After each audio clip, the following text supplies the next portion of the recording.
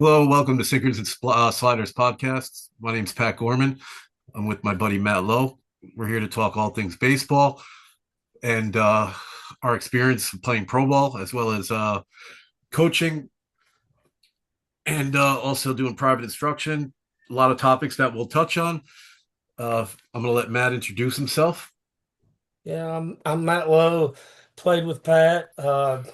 Just years of experience, years of different stuff. I apologize for my voice, little sick on this one, but we'll get through it.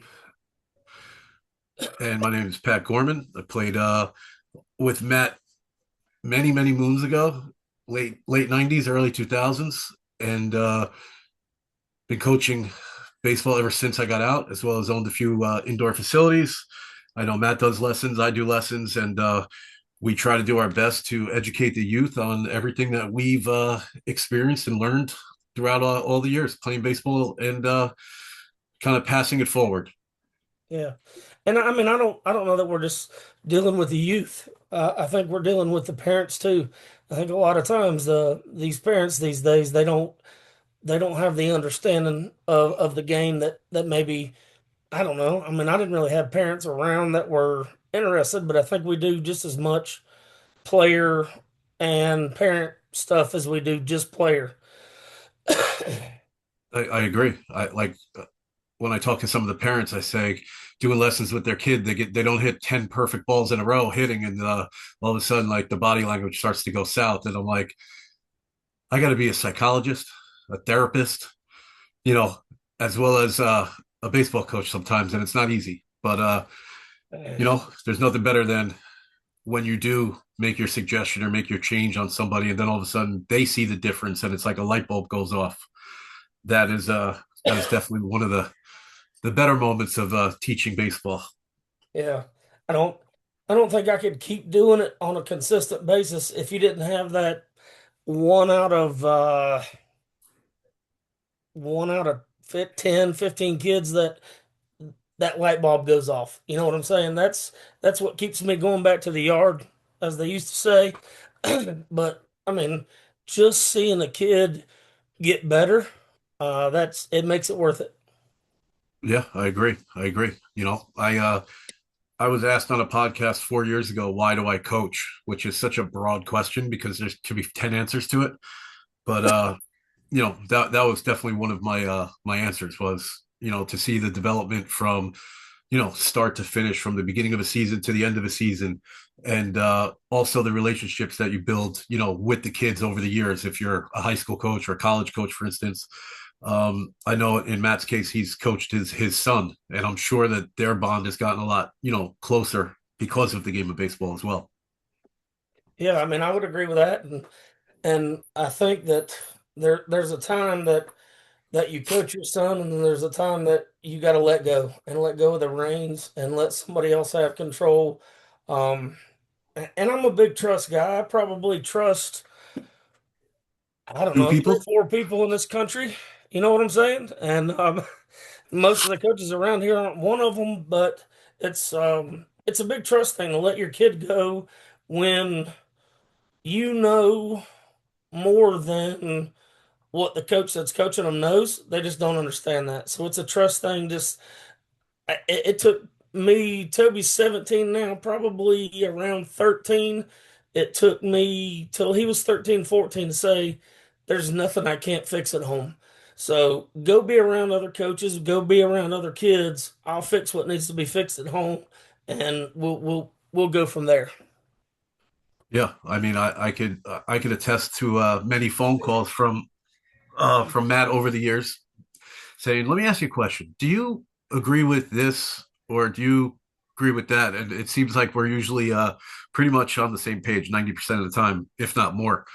Um, and the game's evolved; it's changed for sure. You see the way people hit with launch angle and pitchers with them turning their knee to second base, and a guy in the major leagues can do that because he can throw the ball wherever he wants, whenever he wants. But when a 12-year-old tries to emulate that, and then he's missing up and in every time by a righty's head because he's twisting away as a right-handed pitcher, they don't understand that concept, you know. Yeah, But I think that the big key on that is technology has I think it's helped the game, but I think it's screwed the game.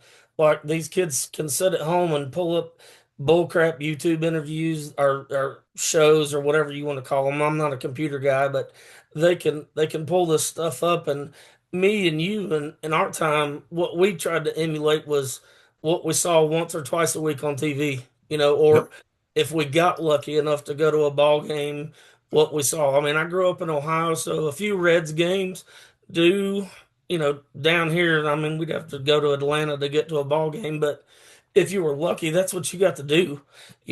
And it wasn't like on demand like now, like it was you had to see it Saturday, Sunday, and then you might play wiffle ball or something in the yard next week. But it's I think technology is kind of screwing our kids. I mean, it's just when it comes to opinions on what they're looking at, what they're doing, and what they're trying to emulate, it's kind of hurting our kids.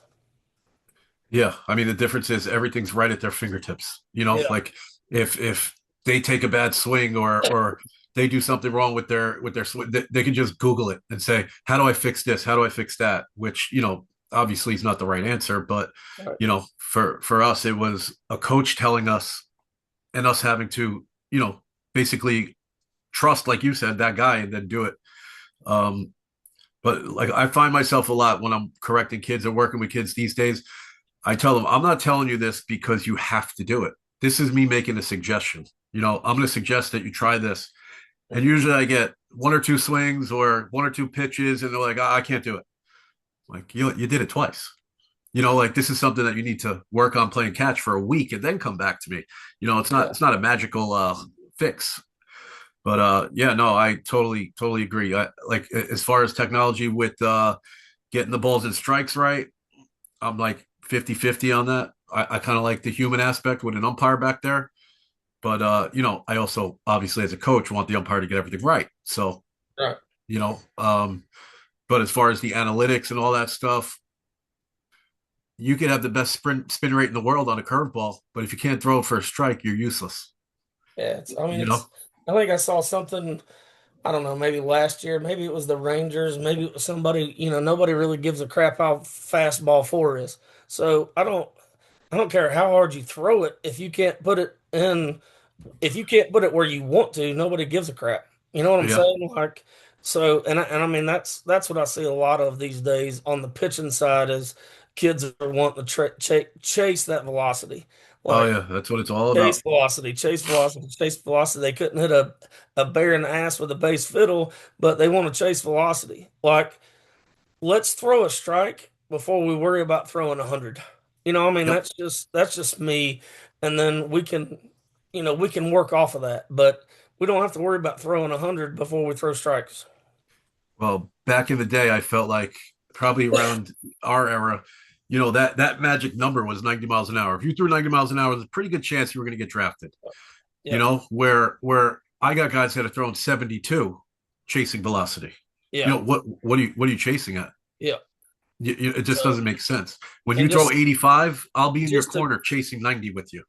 and just so we clear it up, if somebody's watching, I topped out at 97. What did you top out at? I mean, you had the banger slider and some nasty stuff. I was a fastball sinker guy, which I tell all my kids, I mean, there's no such thing as a sinker. A sinker is a true good two seam. I Yep. mean, it's just a two seam that we're just driving through and doing. So I don't buy in all these pitches and all of this crap, like that they're calling stuff. But I topped that at 97. We're talking about velocity, just so people Yep. at home are like, well, this is just two goobers talking crap. What did you top out at? My fastest that I know of was in college. I threw 95 in college. Yeah. One So I pitch. just I just wanted to clear the slate that it's two guys that are upper 90s that are talking that, but had other stuff to go with it in their Yeah. in their pro career. You know what I mean? Yeah. I know remembering back to when we played, you had a good changeup. And I remember you always were trying to find that curve or slider or that in Yeah. between breaking ball pitch. But you had good enough velocity and movement with your two seamer that you could just eat guys up in, and lefties sticking their butt out and waving at the ball. But I would say throughout my career, I was anywhere from 88 to 91, 92, somewhere in that range velocity wise. And I pretty much threw a slider and a fastball. I mean, I didn't even throw a changeup. Yeah, I probably threw 10 changeups in my career. yeah, But just to clear it up, I was also a reliever. I was a setup close guy where Matt was, I know, a starter early on. So it's a little different, pitch wise, coming into a game. Mariano Rivera threw one pitch, I mean, and whatever that's all works. he had to do. Yeah. And just to give a little context, Matt lives in South Carolina now. So that's why he said down here. And I live in, up in New York. So I'm like 30 minutes north of Yankee Stadium, just to give you an idea. So when we were thinking about what we should call this podcast, we had some funny names there, Backwoods and Big Apple and all this other stuff. But just goes to show you two guys that are from opposite, parts of the United States and remain close for the last, 30 years. And baseball is what brought us together. So that's always a special thing. I think we both have a ring to prove it too, right? Yes, sir. We do. We do. Sorry, the dog just came in. She needed a little bit of loving. So That's our mascot right there. yeah. Come on, That's Cutter right there. show your face. Come on. Show your face. There he is. There she is. There she is. Well, So no, I I'll mean, tell you and what, you Matt. bring up. I mean, you bring up the north and the south. I think the biggest thing on that side is, where you live, where I live. I think weather is the biggest thing right now. I mean, Oh God, yeah, like yeah. I mean, my son's playing varsity. He's got a scrimmage Thursday. I mean, yesterday or today it was 45. 45 to 50 degrees. Monday's supposed to be 71, and I'm sure y'all probably still have snow. So our kids have been practicing since January. We had back-to-back weekends where, we had ice, we had snow, but it's a big difference between these northern and southern players on the time that they get on the field. I mean, as Yeah. far as the actual field, you may be hitting inside, you may be doing, but you know just as good as I do, there's a big difference between being on the dirt and in a facility.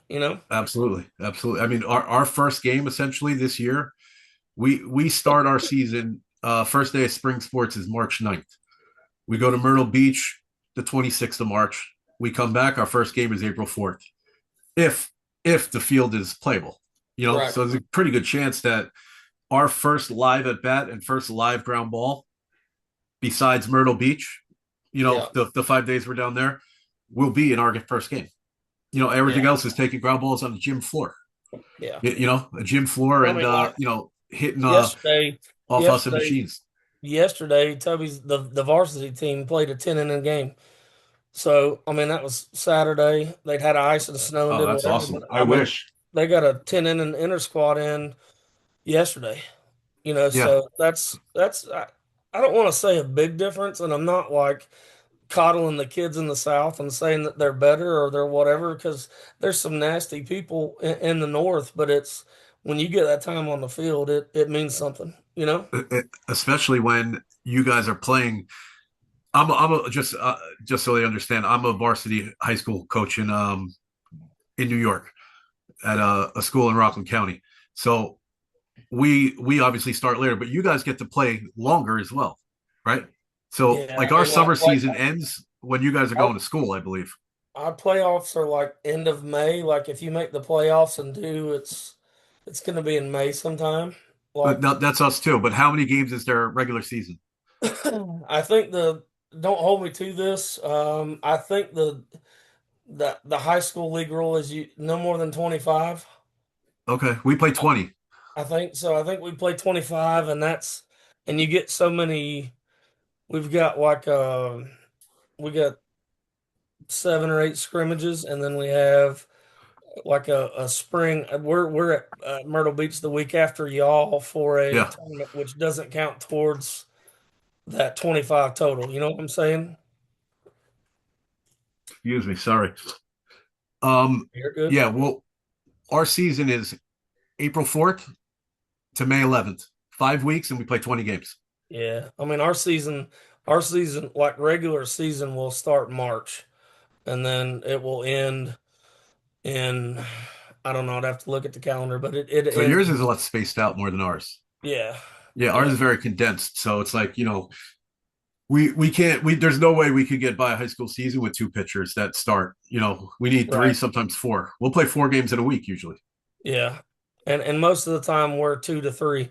So it depends on what region you're in. The old region that we were in was 3 a week. The new school that Toby's going to is 2 region games a week. So they'll play one, and then generally in the middle they play 2 to 3 games a week, but in the middle is like a non-conference game. You know what I'm saying? Yep, yep, yep. Or Yeah, they non-region. It they was do it ours was different. conference when I was there. Now it's region, but you know what I'm saying. So two in region, one out of region. Generally, that's all we play is 3 a week.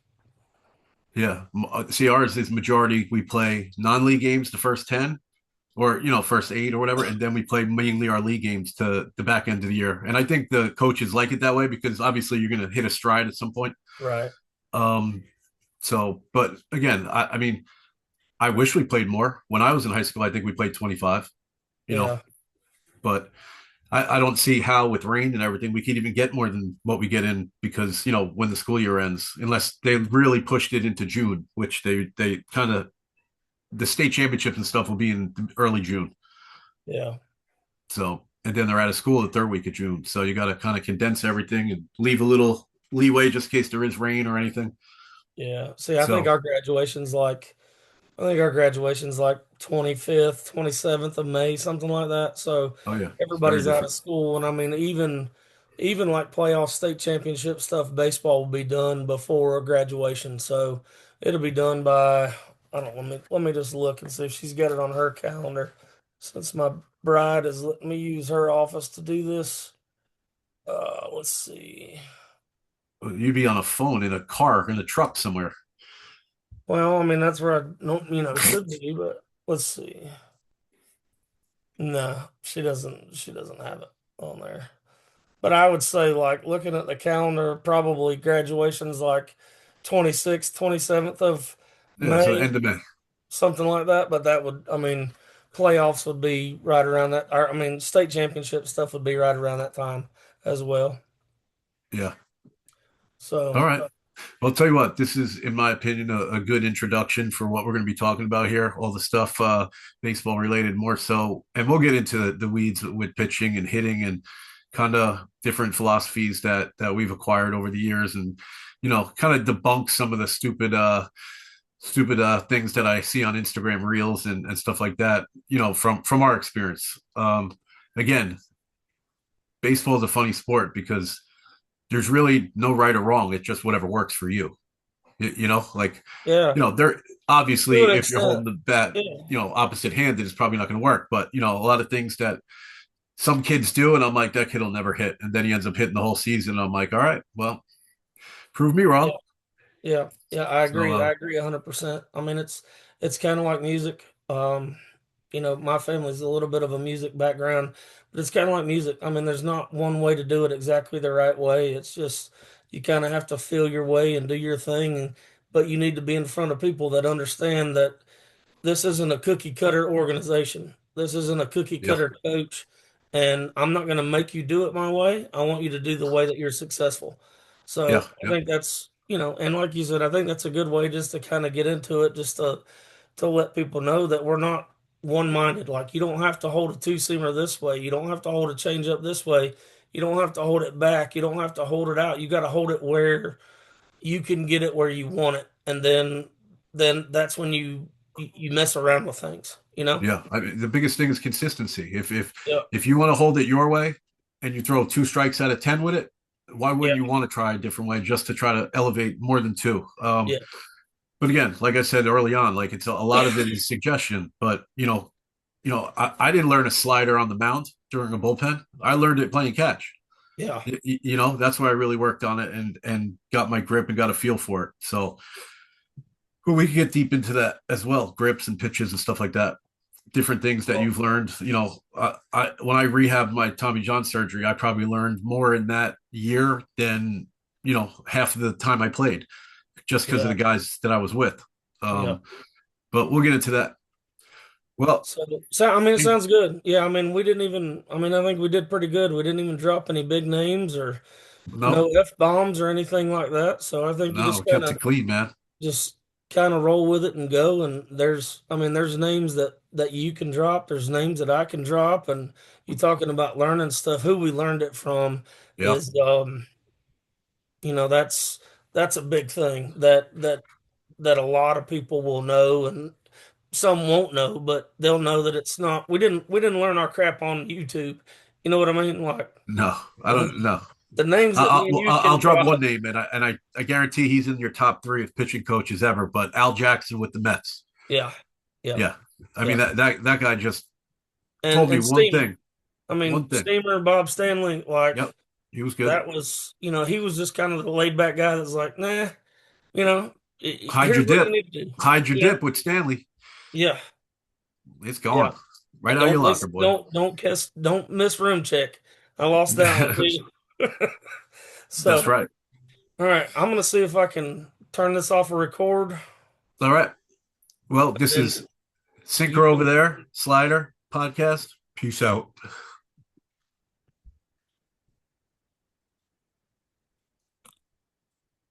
Oh shit.